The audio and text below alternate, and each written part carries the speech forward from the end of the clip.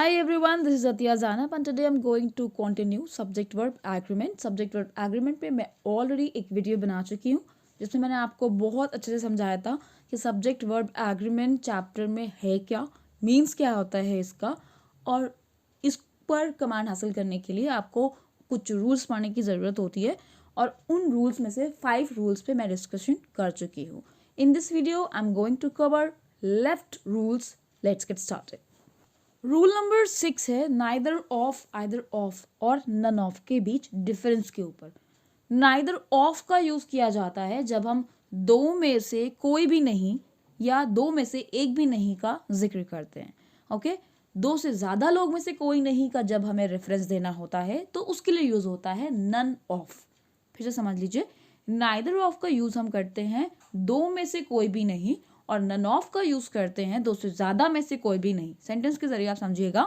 Neither of his 4 sons looked after him, यानी चारों बेटों में से कोई भी नहीं उसकी देखभाल करता था. राइट, तो भाई यहाँ पे 4 सन्स हैं तो 4 के लिए हम नाइदर ऑफ का यूज नहीं करते हैं. किसके लिए करते हैं? 2 के लिए. ठीक है, नाइदर ऑफ हिज 2 सन्स होता तो बात सही थी, लेकिन यहाँ 4 सन्स हैं तो आप क्या लगाओगे? None of his 4 sons. I hope ये रूल भी क्लियर हो गया होगा.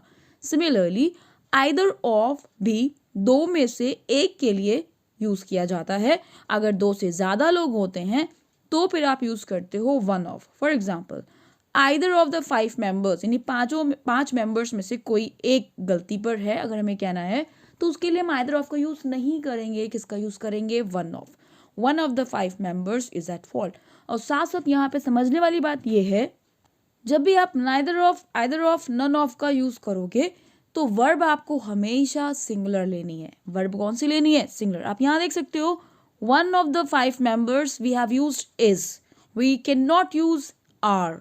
वन ऑफ द के बाद जो आप नाउन ले रहे हो वो आपका प्लूरल है, बट जो वर्ब ले रहे हो बच्चों वो क्या है? आपका सिंगुलर, क्योंकि आप कहना चाह रहे हो 5 मेंबर्स में से कोई एक. राइट, तो आप रेफर किसको कर रहे हो? एक को. पॉइंट आउट किसको कर रहे हो? एक को. तो आपका वर्ब क्या आएगा? सिंगुलर आएगा. तो इस रूल में आपने ये समझा कि दो लोगों के लिए नाइदर ऑफ और आइदर ऑफ का यूज करते हैं, दो से ज्यादा के लिए आप यूज करते हो नन ऑफ या फिर वन ऑफ. ओके, और इसके साथ साथ आपने सीखा इन सब के साथ वर्ब क्या यूज करनी है आपको? Singular. Now we are going to cover rule number 7. Rule number 7 भी बहुत ही ईजी है और इंपॉर्टेंट भी है. रूल नंबर 7 के अकॉर्डिंग कभी कभी ऐसे वर्ड्स आपको मिलेंगे जो देखने में तो प्लूरल लगेंगे, यानी उनके लास्ट में एस लगता है. अगर किसी नाउन के लास्ट में एस लगता है, बॉयज, गर्ल्स, बेंचेस, ट्रीज, तो ये सब क्या होते हैं? प्लूरल. बट कुछ ऐसे वर्ड्स होते हैं जिनके लास्ट में एस तो लगा होता है बट वो होते सिंगुलर ही हैं. कुछ बीमारियों के नाम है जैसे मीजल्स, मम्स, या फिर कुछ खेल के नाम हो सकते हैं, बिलियर्ड्स, डर्ट्स, ड्रॉट्स एट्सेट्रा. कुछ कंट्रीज के नेम, कुछ बुक्स के नेम, कुछ सब्जेक्ट्स के नेम. यानी अगर कोई ऐसे वर्ड आपको मिल रहे हैं जिनके लास्ट में एस तो आ रहा है लेकिन वो है एक सिंगुलर चीज. राइट, तो ऐसे वर्ड्स के साथ आप वर्ब क्या लोगे? सिंगुलर, क्योंकि ये सब क्या है? Singular. Next rule is interesting and it's very easy also but important.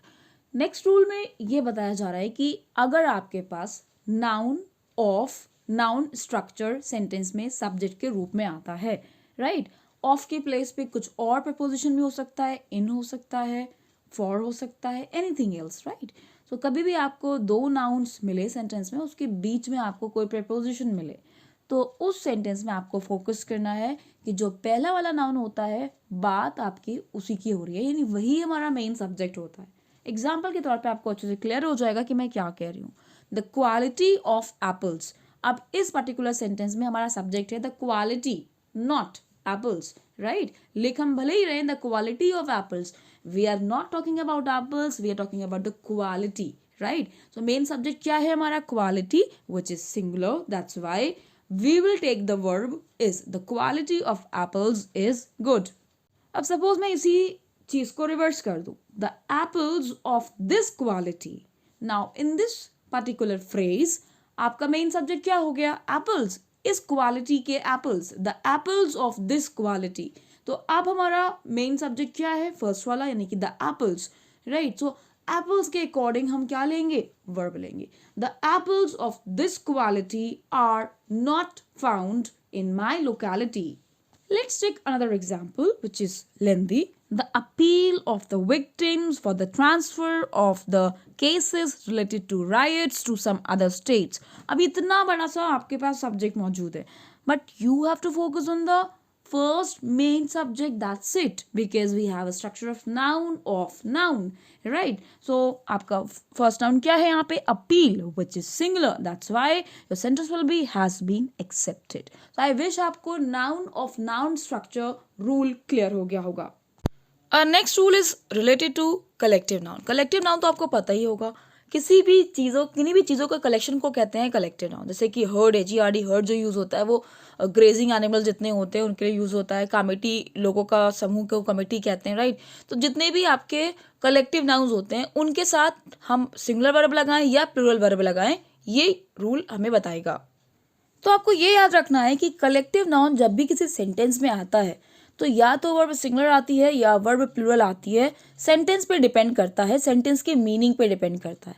ये जो कलेक्टिव नाउन होता है, हम कभी कभी कलेक्टिव नाउन को यूज करते हैं पूरे इकट्ठा जो ग्रुप है उसको रेफर करने के लिए. For example the heard of cows. अब हम यहाँ कह रहे हैं जो काउज का जो झुंड है, तो पूरे झुंड इकट्ठा पूरे झुंड की बात कर रहे हैं, तो हमने यहाँ पे इज यूज किया है. तो कभी भी कलेक्टिव नाउन पूरे ग्रुप की तरीके से यूज हो रहा है, उस सेंस में आप ले रहे हो कलेक्टिव नाउन को, तो फिर आप उसको सिंगुलर डील करोगे. पूरी इकट्ठा एक ग्रुप की बात को, सिंगल एक ग्रुप है, राइट? इस वजह से आप वर्ब क्या लोगे? सिंगुलर. सिमिलरली सेकंड सेंटेंस है the committee dash unanimously taken it's decision, यानी कमिटी ने मिल के डिसीजन लिया है. तो कमिटी ने मिल के डिसीजन लिया, that means committee is a group that time, right? तो वहां पे आपने क्या यूज किया है? हैज. लेकिन कभी कभी इन कलेक्टिव नाउन का जो हम यूज करते हैं सेंटेंस में, पूरे इकट्ठा ग्रुप की बात नहीं होती है, बल्कि उस ग्रुप के इंडिविजुअल लोगों, अलग अलग लोगों की बात होती है. For example the jury are divided in their opinion. ये सेंटेंस सही है, यहाँ पे हम इज नहीं लगा सकते. जूरी क्या होता है? कलेक्शन ऑफ द जजेस, राइट? तो भाई जूरी डिवाइड हो गई का मतलब ये है कि जो भी जजेस का ग्रुप है वो, उनमें थोड़ा सा डिफरेंसेस हो गए हैं किसी चीज को लेकर. कोई इंसान कुछ सोच रहा है, कोई इंसान कुछ सोच रहा है, तो अलग अलग लोगों की बात हो रही है, पूरे ग्रुप की बात नहीं हो रही है, राइट? तो कभी भी कलेक्टिव नाउन के लोगों की बात हो रही है, इंडिविजुअल लोगों की बात हो रही है उस पर्टिकुलर नाउन के जरिए, तो you will take that collective noun as a plural. तो वर्ब आपका क्या आएगा? प्लूरल. इसी वजह से यहाँ क्या यूज हुआ है? आर और their. Similarly the audience dash taken their seats, have taken आएगा. क्यों? क्योंकि ऑडियंस ने अपनी अपनी सीट ले ली, बैठ गए वो. तो एक्चुअली पूरे ग्रुप की बात नहीं हो रही है, इकट्ठा कोई नहीं बैठता एक साथ, राइट? सब अलग अलग तरीके से बैठते हैं और आगे पीछे आते हैं, राइट? सो ऑडियंस का यहाँ में मतलब क्या है? ऑडियंस का मतलब है कि सारे लोग, the people of which are in that group. I wish आपको ये रूल क्लियर हो गया होगा कि जब कलेक्टिव नाउन का यूज आप एक इकट्ठा ग्रुप के तौर पे कर रहे हो, रेफर कर रहे हो, तो आप उसको सिंगुलर डील करोगे, verb will be use singular. और if you are talking about the people of that group, then you will take that as a plural and the verb will be plural. Switching to rule number 10. Rule number 10 is related to cardinal adjectives. Cardinal adjectives क्या होते हैं? जो numbers होते हैं ना आपके 1, 2, 3, 4, 5, इनको कहते हैं cardinal adjectives. तो अगर आप किसी सेंटेंस में इससे शुरुआत कर रहे हो, for example 100 boys, 10 girls, 100 rupees, तो उस केस में आपको वर्ब क्या लेनी है, इस रूल में आपको बताया जाएगा. तो रूल बहुत ही क्रिस्टल क्लियर है कि अगर कोई भी नंबर आप जो ले रहे हो सेंटेंस में, जो कि आपका सब्जेक्ट है, उसको आप कब समझोगे कि वो सिंगुलर है, कब समझोगे कि प्लूरल है, it depends on the sentence. हम ये नहीं कह सकते कि इसके साथ एक ही वर्ब आएगी हमेशा सिंगुलर आएगा या हमेशा प्लूरल आएगा. No, it also depends on the sentence.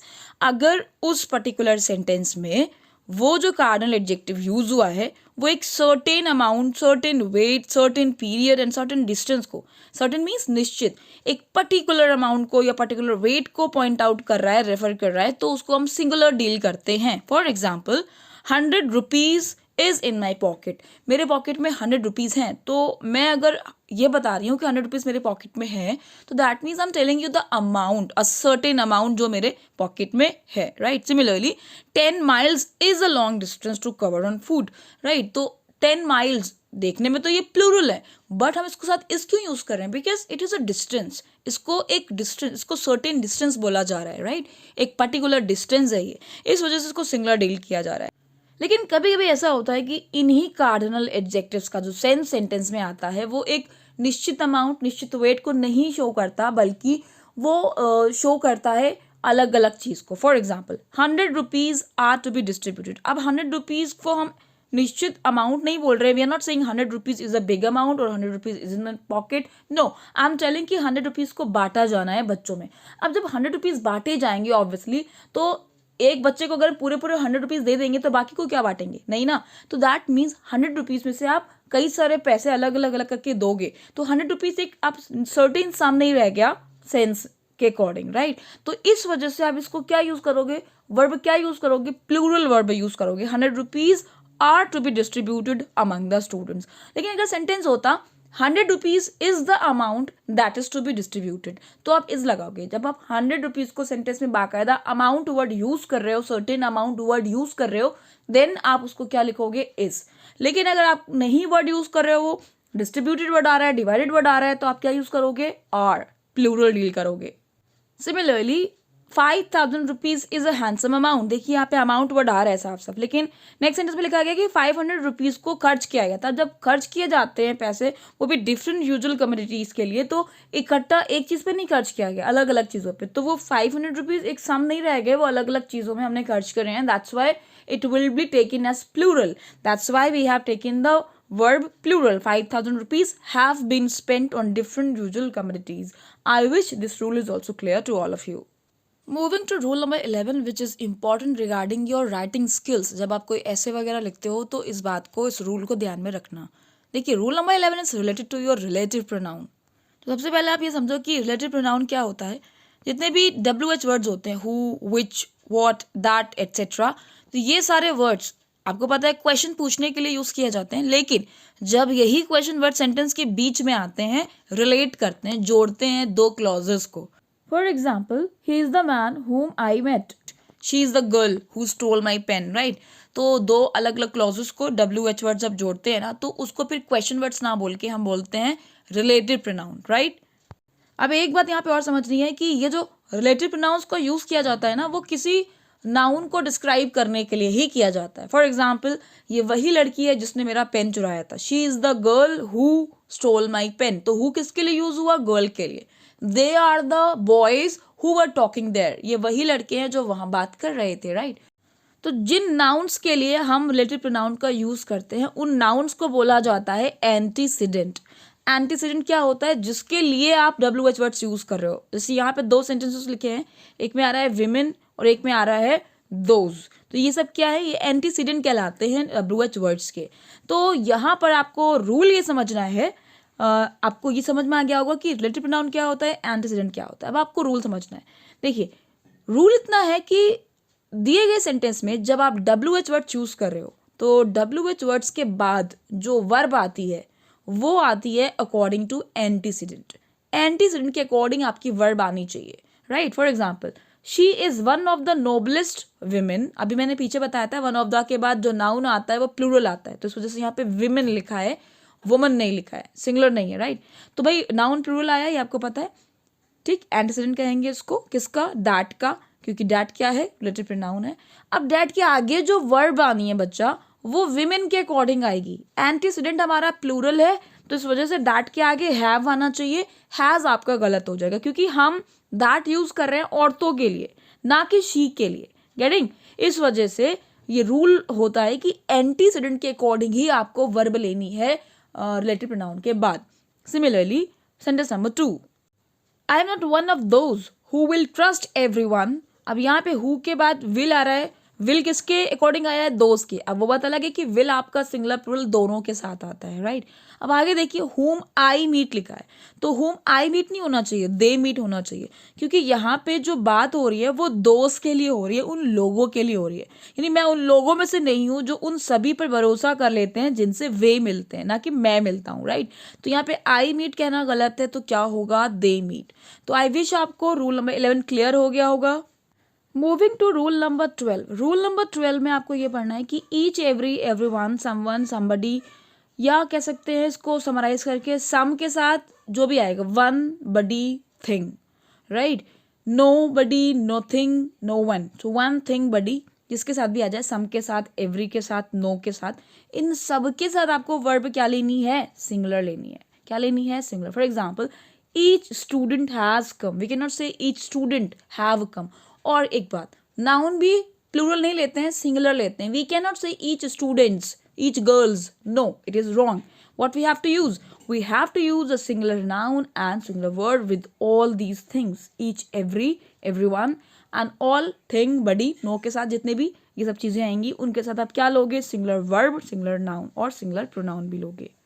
अब सेंटेंस नंबर 3 आप बहुत ध्यान से देखिएगा. One must tolerate one's friend as well as one's enemy. We can not say his enemy. देखिए जो वन होता है, वन का मीन्स आपको पहले से पता होगा, एक होता है, लेकिन one is a pronoun also. One means everyone. जैसे हम कहते हैं कि हर एक को अपने वादा निभाना चाहिए, तो we can say everyone should keep his promise, but we can also say one must keep one's promise. तो वन का मतलब यहाँ एक नहीं है, वन का मीन्स क्या यहाँ पे एवरीवन. तो जिस तरीके से आप एवरी के लिए हिज लगाते हो, दे के लिए देयर लगाते हो प्रोनाउन, वैसे ही वन के लिए क्या लगता है बच्चा, वंस लगता है. One apostrophe as positive adjective के तौर पे, right. So one must tolerate one's friend as well as one's enemy. यानी हर एक को अपने फ्रेंड के साथ साथ अपने एनिमी को भी टॉलरेट करना आना चाहिए. अब इस रूल में आपको एक चीज और सिखाई जा रही है, वो है मैनी वर्सेस मैनी ए. अब आपको लगा होगा कि मैम मैनी तो हमने सुना था, ये मैनी ए क्या होता है. तो ये इंग्लिश में एक प्रोनाउन होता है, राइट. मैनी मतलब आपको पता होगा बहुत सारे, many students, many girls, many boys. तो ऑब्वियसली ये प्लूरल है, तो आप वर्ब प्लूरल ही लेते हो. Many boys were present, many girls are coming, right. But इसी चीज़ को कहने का, मैनी को कहने का एक और तरीका होता है, वो होता है मैनी ए. हिंदी में कहते हैं कई सारे या कई एक, राइट. तो जब हम मैनी ए यूज करते हैं बच्चा, तो नाउन भी हमारा सिंगुलर आता है, वर्ब भी हमारी सिंगुलर आती है. ऐसा क्यों होता है? क्योंकि देखो सेंस तो बहुत सारे लोगों का ही आ रहा है मैनी ए से, बट क्योंकि वहाँ ए लग जाता है. और आपको पता है क्या, कभी आप ए बॉयज बोल सकते हो, नेवर.